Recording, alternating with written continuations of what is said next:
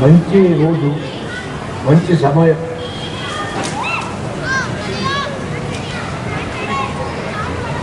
వైశాఖమే చాలా గొప్పది. అందులో ఈరోజు శంకర భగవత్పాదుల యొక్క జయంతి.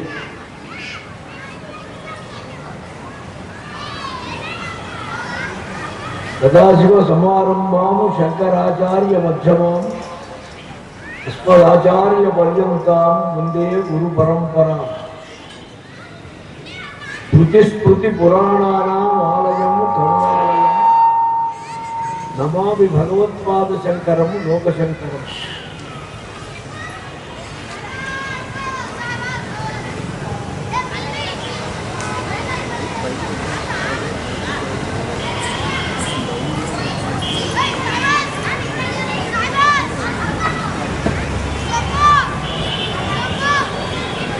భగవత్పాదులు అవతరించినటువంటి పవిత్రమైన సమయం ఈరోజు.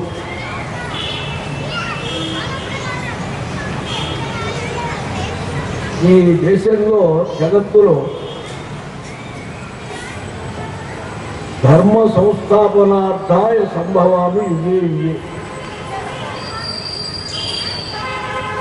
యదా యదా హి ధర్మస్య గ్లానిర్భవతి భారత అభ్యుత్థానం అధర్మస్య తదాత్మానం సృజామ్యహం అన్నారు.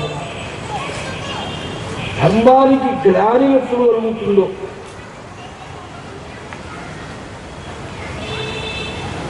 అధర్మం అభ్యుత్థానం అవుతుందో అప్పుడు ధర్మ సంస్థాపన కోసం పరమాత్మ అవతరిస్తారు. ఎప్పుడైనా అంతే.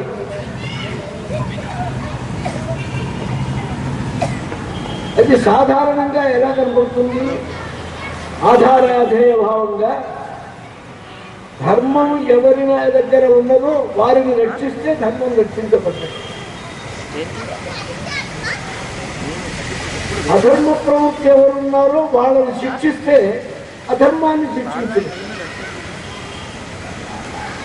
అందుకని రామకృష్ణాది అవతారాలన్నీ దుష్ట శిక్షణ, శిష్ట రక్షణ, ఫలత్రాణాయ సాధూనాం వినాశాయ దుష్కృతాం, శిష్ట రక్షణ, దుష్ట శిక్షణ. కానీ అసలు ప్రధాన ప్రమేయం ఏమిటి? ధర్మ సంస్థాపనార్థాయ. ఈ దుష్ట శిక్షణ, శిష్ట రక్షణ ఎందుకయ్యా అంటే ధర్మస్థాపన కోసం. ధర్మ సంస్థాపన ఉన్నారు అక్కడే అందం. ధర్మం స్థాపించడం అంటే స్వామివారు ఇప్పుడు అవతారాల్లో వచ్చి ధర్మాన్ని కొత్తగా స్థాపించారు. సంస్థాపన ఇదివరకే ఉన్న ధర్మాన్ని కొంచెం రిపేరింగ్ అవసరమైతే అటు ఇటు గుండె కదులుతుందనుకోండి, కొంచెం కాంక్రీటు సిమెంటు వేసి ఆ స్తంభాన్ని బాగా నిలవబెట్టారు. సమ్యక్ స్థాపనం, సంస్థాపనం అని దాన్ని వివరించారు. ఇది స్వామి యొక్క అవతారం యొక్క లక్షణం. ఎప్పుడు అవతారమైనా అంతే.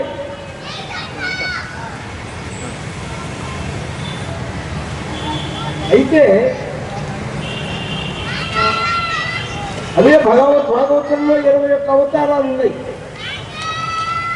21 అవతారాల్లో దుష్ట శిక్షణ, శిష్ట రక్షణ చేసినవి కొన్ని అవతారాలే.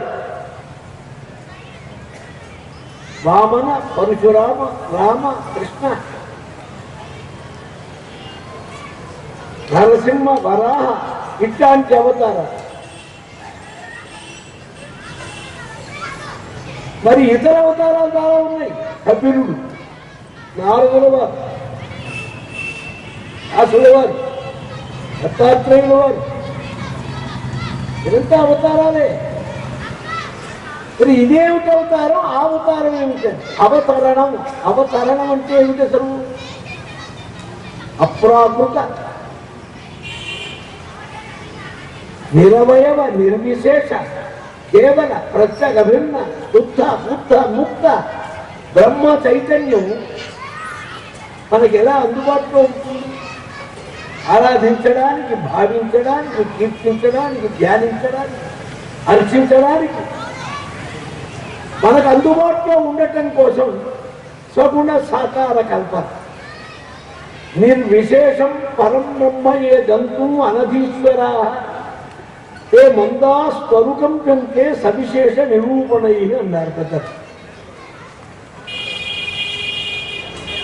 ఇక్కడ నిర్గుణ నిర్విశేష కేవల పరబ్రహ్మ స్వరూపాన్ని ఎవరైతే గుర్తించలేరో అభ్యాసేప్యసమర్థోసి మత్కర్మ పరమో భవ. గీతలో అదే చెప్పారు.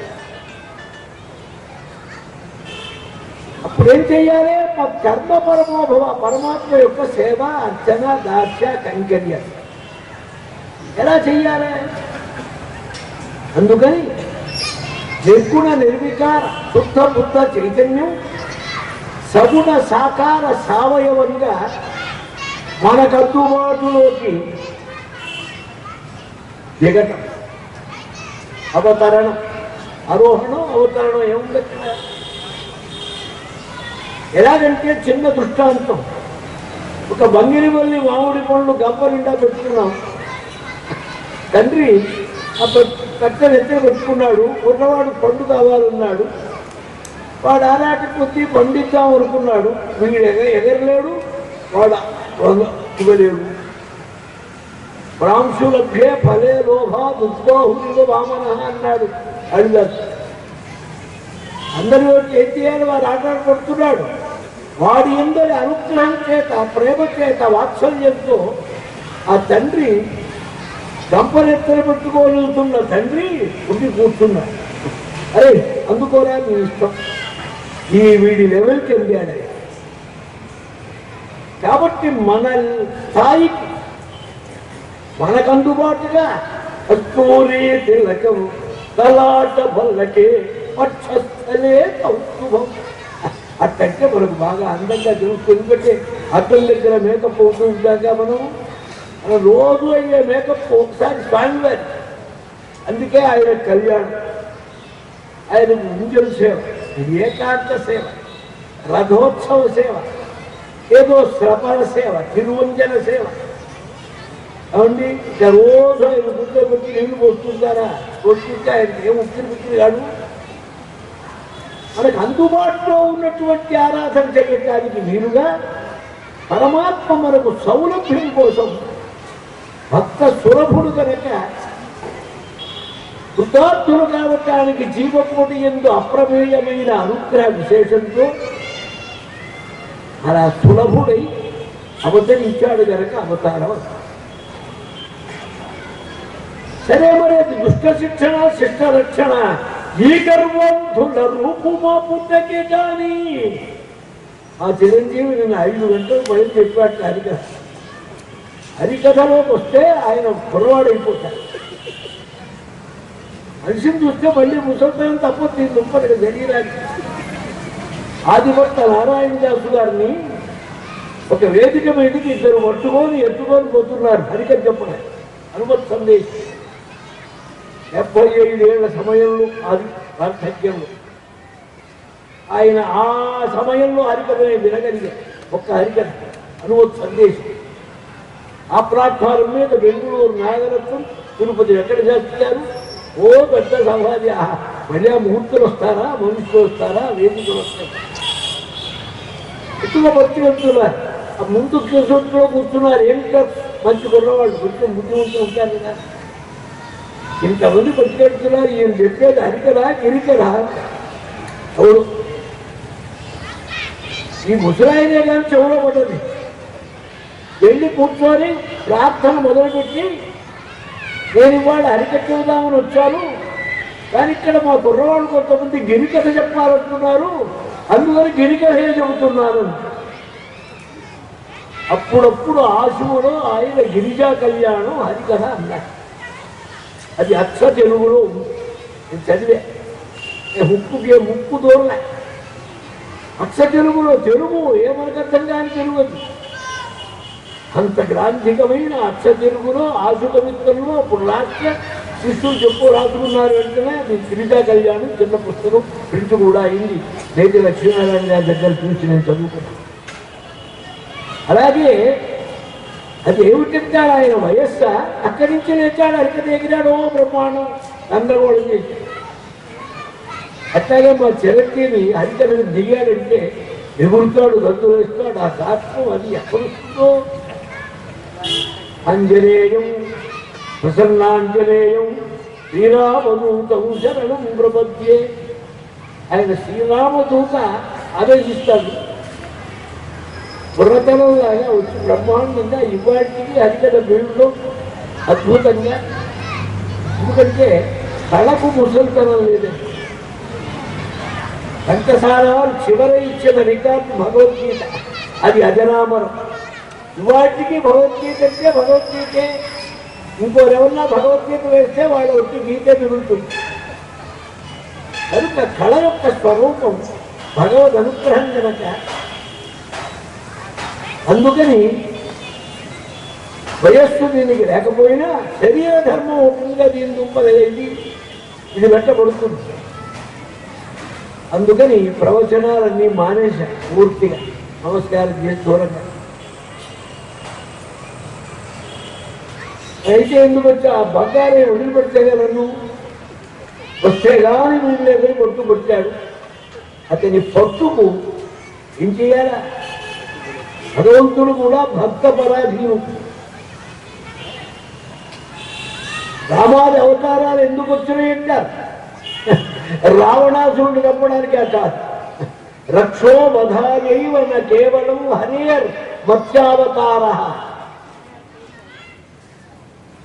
అధికారులైన ఉత్తమోత్తములైన పరమభక్తుల్ని అనుగ్రహించడానికి. ఇందులో కాకులు ఉన్నాయి, గద్దలు ఉన్నాయి, రాక్షసులు ఉన్నారు, ఋషులు ఉన్నారు, జడదారులు ఉన్నారు, బ్రహ్మర్షులు ఉన్నారు, మహర్షులు ఉన్నారు, యోగులు ఉన్నారు, భోగులు ఉన్నారు, వియోగులు ఉన్నారు, విరాగులు ఉన్నారు, రాగులు ఉన్నారు. ఇంతమందిని అనుగ్రహించడానికి పరమాత్మ వచ్చాడు. అందుకని భక్తికి సులభుడుగా భగవంతుణ్ణి కట్టాలంటే ఏమిటన్నారు? ఒక్కటే తాడు. సర్వేశ్వరుండకు శౌరి పునతూప ధనమునలే భక్తి ధనముగాక.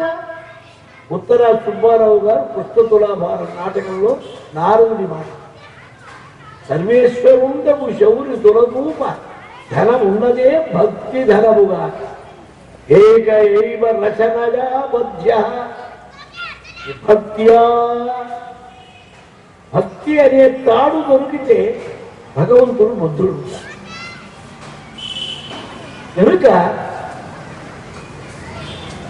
మీ అందరి మహానుభావులు, ఇంతమంది మహానుభావుల యొక్క దర్శనం, శంకర భగవత్పాదులు అవతరించిన పవిత్రమైన రోజున భరించడం, 4 మాటలు మాట్లాడుకోవటం ఒక మహత్తర భాగ్యంగా, అవకాశంగా భావించి వచ్చాగా. నేనేదో చెబుదామని కాదు, చెప్పడానికి కాదు. నన్ను అనవసరంగా అల్లరి పెట్టాడు మా కోట సత్యనారాయణ శాస్త్రి. అది చెప్తా, ఇది చెప్తాడు ఉంటాడు. కాబట్టి మీకు తెలిసి నేను ఏం చెప్తాను, మీరు నమ్మరు, అట్లా ఉంచండి. ఇక్కడ దుష్ట శిక్షణ, శిష్ట రక్షణార్థమే అవతారమా? అయితే మరి ఈ అవతారాలకు ఏమిటి ప్రయోజనం? ముఖ్యంగా అవతార ప్రయోజనం అదేనే కాదు, ధర్మస్థాపన. ఈ ధర్మస్థాపనకు రకరకాలుగా పరమాత్మ అనేక అవతారములతో చూపించారు. కపిలుడు సాంఖ్యం, వ్యాసులవారు సమస్త వేద వాంగ్మయం, పురాణ ఇతిహాస సమస్త వేదాంత విచారణ అంతా చూపించారు. వ్యాసోచ్ఛిష్టమిదం జగత్. ఇలా వచ్చినటువంటిది కిరం కాకుండా వ్యాసుల వారు రాశారండి బ్రహ్మసూత్రాలు, బ్రహ్మాండమైన సూత్రాలు. దీక్షితత్వ ఒక్కొక్క సూత్రం మీద ఎంతో విచారం, జీవితమంతా విచారించిన సరిపోయినటువంటి దీనికి ప్రశ్న వచ్చింది కైలాసంలో, దీనికి ఎవరైనా సరియైన భాష్యం ఎవరు రాస్తారంటే అది చమత్కారం. నారాయణుడు ఒకటి రాస్తే దానికి భాష్యం శంకరుడే రాయాలి. నారాయణుడికి భాష్యం రాయటం అది మంచి, అది బాగుండదు, పద్ధతి కాదు. నారాయణుడు రాస్తే దానికి శంకరుడే వివరించాలి. శంకరుడు గనక చెప్పినట్లయితే నారాయణుడే విచారించాలి. అందుకే మరల పద్మపాదాలు వచ్చారు చక్రావతారంలో. సాక్షాత్ పరమశివుడు నేనే వస్తానన్నారు శివపురాణ ప్రమాణం. భగవంతుడే సదాశివుడే సాక్షాత్ శంకర భగవత్పాదుడై అవతరించారు. కాలటిలో వైశాఖ శుద్ధ పంచమి నాడు ఆర్ద్ర నక్షత్రం, ఇవాళ కూడా వచ్చింది ఆర్ద్ర నక్షత్రం. ఆర్ద్ర శివస్వరూపం, ఆర్ద్ర రుద్రస్వరూపం గనక ఆ పరమశివాంశతో పరమశివ స్వరూపం అవతరించింది శంకర భగవత్పాదులుగా. ఏమిటంత అవసరం ఏమొచ్చింది? చాలా మంది మహాపురుషులు పుట్టారు, అనేక రకాల ప్రచారం చేశారు. అందుకే త్యాగరాజ స్వామి వారు ఎందరో మహానుభావులు అన్నారు. అనేక రకాలు అధికార రీత్యా, అవసర రీత్యా, సందర్భ రీత్యా ఆ కావలసినటువంటి విషయాలు వారు ప్రచారం చేయడానికి వచ్చారు. తర్వాత కూడా వచ్చారు. ఈ మధ్య ఒకరు అన్నారు, అసలు భాష్యం అంటే శంకరుని కాదండి, అందుకనే భాష్యకారుడని పేరు పెట్టారు. అసలు చూడండి, కాశీ మజిలీ అని ఒకటి రాశారు, తర్వాత నిజమైన కాశీ మజిలీ అని ఇంకోటి రాశారు. నిజమైన అని చెప్పడంలో అది అబద్ధమైన అని అర్థమైపోయింది. భాష్యం రాస్తే భాష్యకారులు కాదు. ఇదివరకే భాష్యం రాసి ఉన్నప్పుడు తర్వాత భాష్యానికి భాష్యకారులు ఎలా అవుతారు? వారికి అది స్తుతి చేశారు భాష్యకారులు, కానీ వారి ప్రత్యేకత, వారి గౌరవం ఆ విషయం.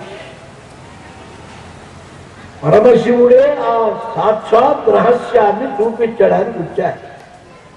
అందుకే సూత్రములు రాసినటువంటి వ్యాసుల వారే ప్రత్యేకంగా ఒక వృద్ధ బ్రాహ్మణ రూపంగా వచ్చి శంకర భగవత్పాదులతో వివాదం పెట్టుకొని ఆ వివాదానికి ఎన్ని రకాల పూర్వపక్షాలు అయ్యారో అన్నీ చేసి దానిని శతవిధాల ఖండన చేసి దాని సిద్ధాంత స్వరూపం అల్పాక్షరం అసందిగ్ధం విశ్వతో ముఖం సారవత్ విశ్వతో ముఖం అన్నారు సూత్రము యొక్క స్వభావాన్ని. దాన్ని చక్కగా వివరించి సిద్ధాంత స్వరూపమైన సమన్వయం చేస్తే బ్రహ్మానందపడి ఇంకా 16 సంవత్సరాలు నీవు ఈ ప్రచారం చెయ్యాలి, జరుగుతుంది సుమారని చెప్పి వ్యాసుల వారు అంతంత అనుగ్రహించంతైనా ఈ ఇంతకంటే భాష్యకారుల యొక్క బహుమానం ఏముంటుంది? వేరే ఎవరు సూత్రకర్తో ఆయన వచ్చి పరీక్షించి భాష్యకారుల్ని ప్రత్యేకంగా చూపించారు. కాబట్టి భగవానుడే ఒక రూపాంతరంగా, ఒక రూపంతో సూత్రకర్త అయినాడు, మరొక రూపంతో భాష్యకర్త అయినాడు. ఇది శంకర అవతారం యొక్క ప్రత్యేకత. ఈ అవతారానికి ఏమిటి అవసరం? ఇంత అవసరం ఏమొచ్చింది? ధర్మ సంస్థాపనం. ఏ ధర్మం సంస్థాపన చేశారు? కాదండి, అద్వైత మతం అద్వైతం మతమే కాదు. మతం అని పేరు పెట్టడం ఉంది, అది రెటమతం మాట. ఇతర మతాలకు మతాలని పేరున్నాయి కానీ అద్వైతానికి మతం అనే పేరు లేదు. అలవాట్లు బట్టి అన్నిటికీ తగిలించాం కదా, దీనికి కూడా తగిలించాం. అద్వైతం యొక్క సంప్రదాయం అద్వైతం ఏమీ కాదు. వేదాంతముల యొక్క సప్రమాణ సైద్ధాంతిక సరి అయినటువంటి వివరణ చెయ్యటమే ఈ స్వరూపం. కొత్తగా శంకరుల వారు స్థాపించిన మతము లేదు, సంప్రదాయము లేదు. పైగా శంకర సంప్రదాయానికి ఒక కట్టు బొట్టు జుట్టు లేవు. కొన్ని ఐడెంటిఫికేషన్లు ఉంటాయి, ముద్రలు. ఈ మతం వారు ఇలా ఉండాలి, ఈ మతం వారు ఇక్కడికే వెళ్ళాలి, ఈ మతం వారు ఈ పనే చెయ్యాలి, ఈ మతం వారు ఈ దేవుణ్ణే పూజించాలి. నో సిద్ధాంతం. విభేదాలు లేవు, ఏ రిస్ట్రిక్షన్స్ లేవు, శరీరం మీద ఏ గుర్తులు లేవు. శరీరం మీద గుర్తులు పట్టకూడదు. ఇతర మతాల్లో గుర్తులు పట్టుకున్నారు, ఏ గుర్తులు లేవు. గోపీచందనం పెడతాం, తరువాత విభూతి ధారణ చేస్తాం. హరిహర స్వరూపంగా బ్రహ్మాండాన్ని సర్వమును సమన్వయంగా చూస్తాం. హరిహరాత్మకమైన బ్రహ్మాండం ఉన్నది. వాగర్ధావివ సంపృక్తం వాగర్ధ ప్రతిపత్తయే జగత పితరౌ వందే పార్వతీ పరమేశ్వరు. పార్వతీప రమేశ్వరు. పార్వతీ పరమేశ్వరులుగా ఒక రూపం. పార్వతీప పరమేశ్వరు. పార్వతీప అంటే శంకరుడు. రమేశ్వరు. మారమణం ఉమారమణం ఫణధర కల్పం ఫణధరా కల్పం మురమధనం పురమధనం వందే బాణారి అసమ బాణారి. మా రమణం లక్ష్మీపతి, ఉమారమణం పార్వతీపతి. మా రమణం ఉమాధ రమణం ఫణిధరా కల్పం. ఆదిశేషుడు పాంపుగా ఉంటాడు. ఫణధరా కల్పం నాగభూషణుడు. నాగశయన నాగభూషణ. ఆయన కాలి అంగగా ఉన్నవాడు శేషుడే, తక్షకుడే. యజ్ఞోపవీతంగా ఉన్నవాడు వాసుకే. ఫణధరా కల్పం పురమధనం మురారి అని పేరు. పురమధనం త్రిపురాసుర సంహార్త. త్ర్యంబకాయ త్రిపురాంతకాయ త్రికాలాగ్నికాలాయ కాలాగ్నిరుద్రాయ నీలకంఠాయ మృత్యుంజయాయ వందే బాణారి. బాణాసురుడికి శత్రువు శ్రీకృష్ణ స్వామి, విష్ణుతత్వం. అసమ బాణారి. అసమ బాణుడు అంటే పంచబాణుడు, మన్మధుడు. వాడిని భస్మం చేసిన వాడు. ఒకడే స్వరూపం. నువ్వు అలా భావించు, ఇలా భావించు. ఆ నిర్విశేషమైన వస్తువు నీకు ఉపాసకుడికి ఉపాస్య విషయముగా అందుబాటుగా సౌలభ్యంగా ఉండటానికి ఇలా రూపాంతరాల చేత పోల్చబడి నిర్దుష్టమైన వేదవాక్యములు ఉపనిషద్వాక్యముల యొక్క సుస్పష్టమైన జ్ఞానం, అజ్ఞానం, విజ్ఞానం మూడు. కర్మ, అకర్మ, వికర్మ మూడు. జ్ఞానం అంటే ఏమిటి? స్వస్వరూప జ్ఞానం. వ్యక్తిమాత్రం బ్రహ్మ, సముజ్ఞానం బ్రహ్మ, ప్రజ్ఞానం బ్రహ్మ.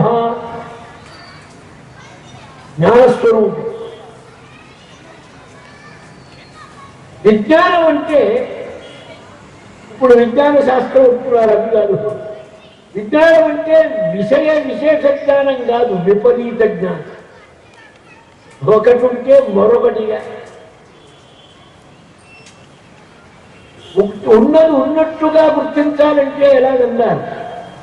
యస్య దేవే పరాభక్తి యథా దేవే తథా గురం తస్య ఏతే కథితా హ్యర్థా ప్రకాశంతే మహాత్మనః. శ్వేతాశ్వేతోపనిషత్తు. పరమాత్మయందు దృఢమైన భక్తి, అచంచలమైన శుద్ధమైన పరిపూర్ణమైన భక్తి. భగవంతుని యందు ఎట్టి భక్తి ఉన్నదో అటువంటి అభిన్నమైన గురువు యందు భక్తి. ఒక్క భగవద్భక్తి వల్ల కూడా కలగదు. భగవద్భక్తి ఉంటే మాత్రం వినాకన్నేన శాస్త్రస్య శ్రవణం తత్కుతో భవేత్ అన్నారు గురుగీతలో. చెవు లేదయ్యా, అన్ని ఉపదేశాలు వినపడతాయా అన్నారు. చెవు లేని వాడికి ఉపదేశం ఎలా వినపడుతుంది? కన్నం లేనిదే ఉపదేశం ఎలా వినపడదో గురువు లేనిదే గురుతు కలుగురా అన్నారు త్యాగరాజస్వామి. ఆచార్యవాన్ గురుషో వేద. అందుకే స్వామి సన్యాసాశ్రమానికి ఉద్యుక్తులై బయలుదేరి శంకర భగవత్పాదులు గోవిందపాదుల యొక్క గుహ దగ్గరికి వచ్చారు. అక్కడ వారి దివ్య పాదాలు బయటికి చూపించబడ్డాయి. గురు పాద ఆశ్రయం అవసరం. ఈ గురుపాద ఆశ్రయం ఉన్నప్పుడు అందుకనే తద్విజ్ఞానార్థం గురుమేవాభిగచ్చే సమిత్పాది శ్రోత్రియం బ్రహ్మనిష్టం. విజ్ఞానం కోసం విశిష్టమైన విశేషమైన జ్ఞానం కోసం తద్విజ్ఞానార్థం. తత్తే పరమాత్మ. తత్ సవితుర్వరేణ్యం. తత్ తతంచ తస్య భాష సర్వమిదం విభాతి. తత్ ఎందుకని జాతి గుణ క్రియారహితమైన వస్తువు కనుక అద్వైత సిద్ధాంతంలో జాతి గుణ క్రియారహితమైన వస్తువే ఆత్మస్వరూపం. అటువంటి వస్తువును తత్తంటాడు. అది స్త్రీయా పురుషుడా అన్ని అన్నీ అనుకున్నది అదే. ఇందాక చెప్పారుగా విశ్వతక్షుత విశ్వతోముఖ విశ్వతో హస్తముత విశ్వతస్మాత్ సహస్రశీర్షం దేవం సహస్రాక్ష సహస్రపా దశ శీర్షా పురుష. సహస్రం ఆనంచార్థే సహస్రత్వం అన్నారు. ఈ కనపడేటువంటి శిరస్సులన్నీ ఆయనమే. ఈ పాదాలు ఈ హస్తములు. అందుకే భగవంతుడు ఇచ్చాడనుకోవాలి. ఎవడన్నా మనకు డబ్బిచ్చాడనుకోండి, ఎవడో ఇచ్చాడనుకోకూడదు. వాడి చుట్టూ తిరుగుతాం. 2 సార్లు తిరిగితే వాడికి అసహ్యం పుట్టి కోపడతాడు, తింటాడు కూడా, రోజు ఎంటబడతాడు. మొన్న మీకు అట్లా బుద్ధి, అప్పుడు బుద్ధి పుట్టిందిరా. బుద్ధి ప్రేరకుడు పరమాత్మ. దదాతి ప్రతిగృహ్ణాతి దాత్రోన్ ప్రారయతే హరి సాగం యాతి పురోయాతి మనోమాభై నిరంతరం. కనుక ఈ బ్రహ్మాండం అంతా కూడా పరమాత్మ స్వరూపమే, ఇంకో వస్తువే లేదు. ద్వితీయాద్వై భయం భవతి. 2 ఉన్నట్టే కళాకేలు ఉన్నారు. అదే దత్తాత్రేయుల వారు యదువుకు అవధూతగా చూపించిన విషయ తత్వంలో ఒక కొత్తగా పెళ్ళైన కాపురానికి వచ్చిన పిల్ల పుట్టింటికి అత్తవారింటి బంధువులు వచ్చారు. పాపం ఆ రోజు వాళ్ళకి అప్పుడప్పుడు దంచుకొని తింటాం అలవాటు. జొన్నలో ఒడ్లో ఏవో. తల్లి బజారు వెళ్ళింది, బయటికి వెళ్ళింది. వాళ్ళని కూర్చోమన్నది వంట చేద్దామని దంచుతున్నది. దంచుతూ ఉంటే ఈ గాజు తప్పుడు అవుతున్నది. గల గల గల. ఏంటమ్మాయి దంచుతున్నా వచ్చాడు ఆ ముసలాయన వాకిట్లో నుంచి. అందుకని ఒక్కొక్క గాజు తీసేస్తే ఎంతవరకు వచ్చింది? 2 గాజులున్నా తప్పుడు తప్పలే. ద్వైతం అని ఇట్లా అన్నా 2 పీకులాటే. జీవుడు బ్రహ్మ ఉంటే గలాటే కదండి. జీవుడు వేరు బ్రహ్మ వేరు ఉంటే ఆయన నిత్యుడా ఈయన అచ్యుతుడా ఉన్నట్టుగా ఉన్నప్పుడు ఒక ఆయన భుజించినట్టు ఒక ఆయన భుజించినట్టు ఒక విషయంగా ఉండొచ్చు. కానీ అది ఔపాధికత భేదం. ఆయా ఉపాధిక ఈశ్వర అవిద్యోపాధికో జీవ. జీవుడికి అవిద్య అనే ఉపాధి ఉంది, ఉన్నంత వరకు జీవత్వం. అందుకే అప్పుడు ఏమంటారు? ప్రాతిభాసికత్వం ఉన్నారు ఆయన. ఒక అద్దంలో సూర్యుడి కాంతి గోడ మీద పడ్డది. ఆ గోడ మీద బింబం కదులుతున్నది. సూర్యుడు కదులుతున్నాడా? సూర్యుడు ఇచ్చాడా? ఈ అద్దం అనే ఉపాధి. ఈ జీవుని యందున్న చైతన్యం బ్రహ్మ చైతన్యమే, ఉపాధి మాత్రం జీవత్వం. కనుక ఈ బ్రహ్మాండం అంతా కూడా పరమాత్మ స్వరూపమే, ఇంకో వస్తువే లేదు. ద్వితీయాద్వై భయం భవతి. రెండు ఉన్నదట్టే గలాటేలు ఉన్నాయి. అదే దత్తాత్రేయుల వారు యదువుకు అవధూతగా చూపించిన విషయ తత్వంలో ఒక కొత్తగా పెళ్ళైన కాపరానికి వచ్చిన పిల్ల పుట్టింటికి అత్తవారింటి బంధువులు వచ్చారు. పాపం ఆ రోజు వాళ్ళకి అప్పుడప్పుడు దంచుకొని తింటాం అలవాటు, జొన్నలో ఒడ్లో ఏవో. తల్లి బజారు వెళ్ళింది, బయటికి వెళ్ళింది, వాళ్ళని కూర్చోమన్నది వంట చేద్దామని దంచుతున్నది. దంచుతూ ఉంటే గాజు తప్పుడు అవుతున్నది, గల గల గల. ఏంటమ్మాయి దంచుతున్నా వచ్చాడు ఆ ముసలాయన వాకిట్లో నుంచి. అందుకని ఒక్కొక్క గాజు తీసేస్తే ఎంతవరకు వచ్చింది? 2 గాజులున్నా తప్పుడు తప్పలే. ద్వైతం అని ఇట్లా అన్నా 2 పీకులాటే. జీవుడు బ్రహ్మ ఉంటే గలాటే కదండి. జీవుడు వేరు బ్రహ్మ వేరు ఉంటే ఆయన నిత్యుడా ఈయన అచ్యుతుడా ఉన్నట్టుగా ఉన్నప్పుడు ఒక ఆయన భుజించినట్టు ఒక ఆయన భుజించినట్టు ఒక విషయంగా ఉండొచ్చు, కానీ అది ఔపాధికత భేదం. ఆయా ఉపాధిక ఈశ్వర, అవిద్యోపాధికో జీవ. జీవుడికి అవిద్య అనే ఉపాధి ఉంది, ఉన్నంత వరకు జీవత్వం. అందుకే అప్పుడు ఏమంటారు? ప్రాతిభాసికత్వం ఉన్నారు ఆయన. ఒక అద్దంలో సూర్యుడి కాంతి గోడ మీద పడ్డది, ఆ గోడ మీద బింబం కదులుతున్నది. సూర్యుడు కదులుతున్నాడా? సూర్యుడు ఇచ్చాడా? ఈ అద్దం అనే ఉపాధి. ఈ జీవుని యందున్న చైతన్యం బ్రహ్మ చైతన్యమే, ఉపాధి మాత్రం జీవత్వం. దీని ఉపాధి ఏమిటంటే అవిద్య అనేది ఉపాధి. పరమాత్మకు మాయా అనే ఉపాధి. మాయాంతు ప్రకృతి విద్య మాయినంతు మహేశ్వరం. మరి ఆయనకు ఉపాధి ఉంది, మనకు ఉపాధి కాదురా. నీ ఉపాధి ఉన్నంత వరకు ఆయన ఉపాధి కల్పన. నీకు ఉపాధి లేదు, శాసించబడేవాడు లేనప్పుడు శాసించేవాడు లేడు.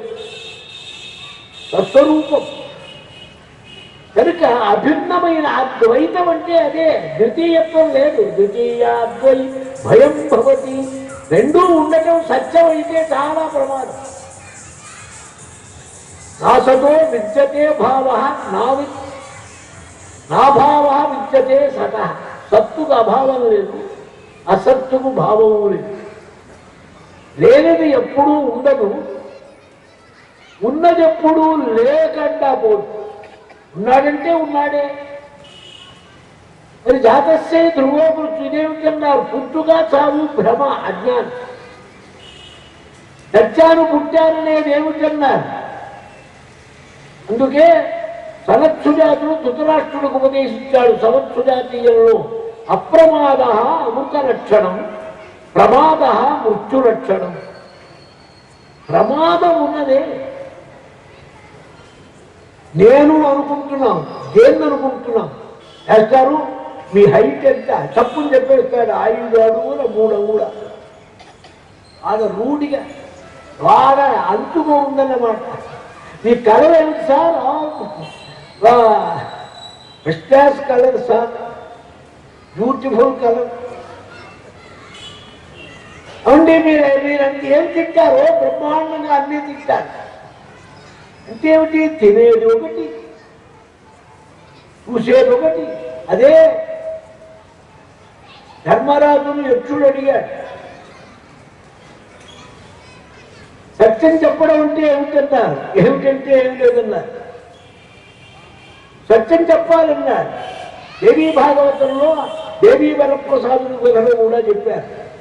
కిరాతుడు వచ్చి అడిగాడు, ఇటు పోయిందా ఇదని. ఎట్లానయ్యా? చూసేది వేరు, చెప్పేది వేరు. చూసేది చెప్పదాయి, చెప్పేది చూడదాయి. చూసేది చెప్పేది ఆత్మ కాదాయి. నిన్న చెప్పులు తమాషా. చూసేది చక్షురింద్రియం, దాన్ని నడిపిస్తున్నవాడు సూర్యుడు. అది ఉన్నది ఒక గోళం, దానికి భౌతికంగా ఫిజికల్ సైన్స్గా నరాలు. ఇవేమీ పరమాత్మ కాదు. మరి పరమాత్మ కారిని బ్రహ్మాండం అంతా కాదు, అంతా అది వివర్తవాదం. పరమాత్మ కారిని లేదు. ఎందుకని? నిరధిష్టానక భ్రమాయోగాత్. అధిష్టానం లేని ఆరోపితం ఉండదు గనక, ఆరోపితమైన వస్తువు కల్పించాలంటే అధిష్టానం ఉండాలి గనక, అక్కడ ఉన్నది తాడైతే దాన్ని పాము అనుకోవచ్చు, కానీ అక్కడ తాడు అంటూ లేకుండా పామెట్టా అనుకుంటావు? తాడును పాముగా అనుకోవటం ఉన్నదే అజ్ఞానం. అలాగే ఈ సమస్తమైన బ్రహ్మాండము దేహ, ఇంద్రియ, విషయ, పంచ తన్మాత్ర, శబ్దస్పర్శ రూప రసగంధ, ఈ కోశములు, పంచకోశములు, చక్షులు, మూకుడు అవస్థలు, జాగ్రత్త స్వప్న సుషుప్తులు, ఈ సర్వము కూడా నువ్వు కాదు, ఆత్మస్వరూపం కాదు. ఆత్మ అధిష్టానం, దాని యందు ఆరోపితమైన అజ్ఞానము యొక్క కల్పన. విశ్వం దర్పణ దృశ్యమాన దగనీతుల్యం నిజాంతర్గతం పశ్యన్ ఆత్మని మాయయా బహిర్విమోద్భూతం యథా నిద్రయ. నిద్రలో ఉన్నావు, బ్రహ్మాండం అంతా కనపడింది స్వప్నంలో నీకు. అందుకే ఒక్క స్వప్న దృష్టాంతం చాలన్నారు మాండూక్యులు. ఒక్క స్వప్న దృష్టాంతం చాలు నీకు. జగత్తంతా కల్పన, అధ్యస్థం, ప్రమాదం చేత ఉన్న కల్పించబడ్డది. వస్తువు లేదు, వస్తువు నిజంగా లేదు, ఉన్నట్టున్నదే. అందుకనే ఏమన్నాం? వ్యావహారిక సత్యం ఉన్నాం.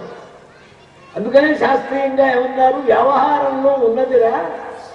ఇంకంటే నువ్వు ఇంటికి వెళ్ళేటప్పటికే ఎక్కడికి పెట్టావు అది అట్టగా ఉందిగా. ఇద్దరేది మన్నాడు చూసుకుంటే టూత్ పేస్ట్ ఎక్కడ ఉండాలో, బ్రష్ ఎక్కడ ఉండాలో అన్నీ అక్కడ పెట్టదగినట్టే ఉన్నాయి, ఏం మాయమైపోలే. ఇది వ్యవహార సత్యం. అలాగే ప్రాతిభాషిక సత్యం ఉన్నారు స్వప్నావస్థలు. కళలో ఏం లేదంటే కళ్ళ అన్నారు నిజమే. పడుకున్న వాళ్ళు లేచి పరిగెత్తురాడమో అప్పో ఏమిటి పెద్ద పూలు వచ్చినట్టు కళ. నిజంగా పెద్ద పూలు కనపడకపోతే వాడు చూపరిస్తాడు చెప్పండి? కనపడదు. అమ్మో ఏం చూడండి, ఏం వాతలు ఉన్నాయి, ఏం గోల్డ్ ఉన్నాయి, ఏం పంజా తీసింది మీద పడిపోతుంది. అక్కడ పెద్ద పూలు అంతా నిజమే. రవీంద్ర భారతిలో పెద్ద ప్లాట్ఫారం మీద 18 మంది డ్యాన్సర్లు బ్రహ్మాండమైన బ్యూటిఫుల్ కలర్లతో, లైటింగ్తో డ్యాన్స్ చేస్తున్నారు. చూశారు కల్లో. ఇంకో తమాషా, కళకు గొప్పతనం ఉందండి. ఒక క్షణం అట్లా శృతి కాలము మీకు అరగంట నడిచినట్టు అనిపిస్తుంది. ఆ సినిమా చూసామంటే సినిమా జరుగుతూనే ఉంది. కల్లో సినిమా తిరుగు ఉంటుందా? 3 గంటలు ఎవడైనా నిద్రపోతాడా? కళ ఉంటుందా? కానీ కళ చిన్నదైనా చాలా పెద్దదిగా కనపడుతుంది. అది మాయా కల్పన. ఏం కల్పించింది? మనస్సు కల్పించింది. తైజస స్థితి అన్నారు స్వప్నావస్థ. ఈ తైజసమైన మనస్సు బ్రహ్మాండం అంతా కల్పించింది. అది జన్మజన్మాంతర సంస్కారాలు కానీ, దాని ఊహ కానీ, దాని వికల్పాలు కానీ, దాని బ్రహ్మాండం అంతా. అందుకని ప్రాతిభాషిక సత్యం అన్నారు.